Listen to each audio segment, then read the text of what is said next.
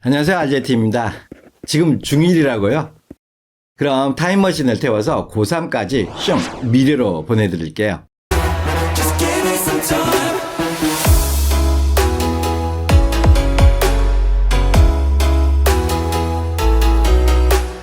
스카이나 의대를 준비하는 형, 오빠, 누나, 언니들은 자습 시간에 무슨 과목을 공부하고 있을까요? 그쵸, 수학요. 그럼 영어는 안 중요한 걸까요? 아니요. 중요해서 미리해 놓은 겁니다. 중1 학생이 지금 수능 영어를 치면 몇 점 정도 나올까요? 그냥 눈 감고 찍어도 20점이고요. 듣기 중에 맞출 수 있는 문제가 있고 또 눈치로 풀 수 있는 문제들이 있거든요. 그럼 대강 한 40점 내외가 될 겁니다. 6등급 정도요. 그럼 성적 차이는 언제부터 나냐고요? 물론 이렇게 중학교 때부터 나겠죠. 또 고등학교 가서 열심히 하면 따라잡을 수 있을까요? 라는 질문인데요. 하지만 고등학교 올라가면 성적 차이가 더 심하게 벌어지거든요. 예외적 사례도 있겠지만 백퍼 해드리면 사실상 따라잡을 수 없습니다. 왜냐고요? 1등급과 4등급의 차이는 엄청난데요. 이렇게 보시면 학년이 올라갈수록 1등급과 4등급의 격차가 막막 벌어지죠. 그럼 이렇게 1등급을 따라잡으려면 해야 할 공부량이 막막 늘어나는 거 보이시죠? 지금 여기 상황이라면 기초가 없는데 기초를 쌓을 시간이 없는 거죠. 결국 이 시점에서는 노베이스라 해서 단어나 어법을 몰라도 풀 수 있어. 해석이 안 되는 건 건너뛰고 풀어. 이해가 안 되면 넘어가. 어법 문제는 ing 같은 거 찍지 마. 찍지 마. 이런 식으로 노베이스 방식으로 풀어야 한다고요. 문제는 이렇게 노베이스 찍기로 풀다 보면 성적이 정말 베이스가 돼버리니까 좀 주의를 해야 할 겁니다. 그래도 또 이렇게 묻고 싶겠죠. 열심히 하면 분명 따라잡을 수 있을 것 같은데 왜 안 된다고 하시죠? 이런 거요. 따라잡을 수 있겠지만 다른 과목에서 점수가 벌어지게 돼 있어요. 무슨 말이냐면 1등급과 2등급도 차이가 엄청난데요. 일단 영어 과목 자체가 다른 과목하고 달라서 그래요. 뭐가 다르냐면요. 고등학교에서는 국수탐은 상대평가이고 영어만 절대평가예요.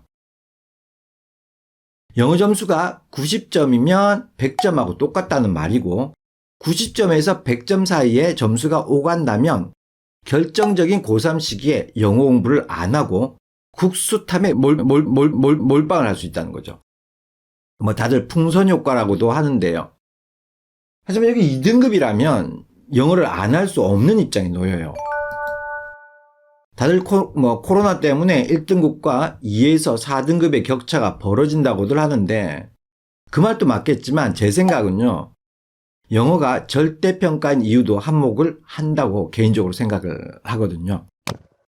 고3 때 영어 1등급과 2등급의 차이는 다른 과목에 투여할 수 있는 시간의 양, 즉 엄청난 성적차를 발생시키는 겁니다. 그러니까 고3 전에 수능 1등급 수준의 영어 능력을 확보해야 한다는 거죠. 영어가 또 다른 과목과 차이를 보이는 또 다른 하나는 다른 과목보다 시너지 효과가 큰 과목이라는 거죠. 영어는 쌓아온 실력 위에다가 또 실력을 쌓는 과목이죠. 쌓인 것 위에 또 쌓으니까 쌓인 게 많을수록 더 많은 걸 이해할 수 있거든요. 중1 때 외운 어휘와 문법은 그대로 고3에 또 써먹을 수 있다는 겁니다. 만약 고3 때 중3 단어를 외우고 있다면 남들의 시너지를 도무지 따라잡을 수 없을 겁니다. 세 번째 차이는 한 번 오른 영어 점수는 어지간해서 잘 떨어지지 않는다는 점이죠. 어떻게 보면 올리기 힘든 게 영어지만 떨어지기도 힘든 게 영어기도 합니다. 네 번째 다른 과목과의 영어의 차이점은 선행한다고 해서 수학만큼 큰 공포를 주지 못하거든요. 어려운 지문을 봤어도 나중에 내가 단어 외우면 저 정도 문장은 해석할 수 있어. 이 정도의 자신감이 있을 수 있거든요. 그러니까 수학 같은 경우에 미적분 잘못 보면 공포심이 막대해지잖아요. 하지만 영어는 그렇게 겁을 먹지 않는 경향을 보인다고요. 그럼 선행하면 사교육이 아니냐라고 묻겠죠. 뭐 학교 교육보다 선행을 하니까 당연히 사교육과 비슷한 개념이겠죠. 근데 반드시 그런 것만은 아닙니다. 의대나 스카이 간 학생들의 공부 패턴을 살펴보면 어떻게 공부해야 성적이 나오는 걸 잘 알고 있는 애들이고, 또 자기 약점을 자기 주도 학습 방식으로 보완할 수 있는 학생들이 보통이죠. 걔네들은 필요한 걸 미리 공부해 놓은 겁니다. 본고사든 학력고사든 수능이든 어떤 시험이었던 것 간에 공부를 잘하고 고득점 했던 학생들은 빅픽처를 그려놓고 미리 대비해온 학생들인 거죠. 근데 수능 이야기만 하고 왜 내신 이야기는 안 하냐고요? 요즘 고교 내신은 중학교와 달리 이해력과 분석력이 중요하고요. 또 기본기가 받쳐져야 하거든요. 이렇게 거의 모든 문제가 수능형이라고 봐도 과언이 아니죠. 또 고등학교 셈에 따라서는 뭐 서술형 또는 뭐 중등 내신 유형이 살짝 섞이기도 하는데 기본적으로는 거의 모든 문제가 수능형이라고 보시면 됩니다. 또 멀리 보고 크게 본다면 수시와 정시, 내신과 수능을 구분하는 공부법보다 두 개가 일맥상통하다고 생각하면서 내신과 수능을 동시에 잡는 공부법을 추천을 합니다. 이론적으로는 고1 때 수능 1등급의 실력을 확보한다면 가장 이상적인 선행이겠죠. 하지만 이렇게 되면 중학교 때 또 다른 과목이 무너질 수 있는 점이 있을 수 있거든요. 그래서 또 주의해야겠고요.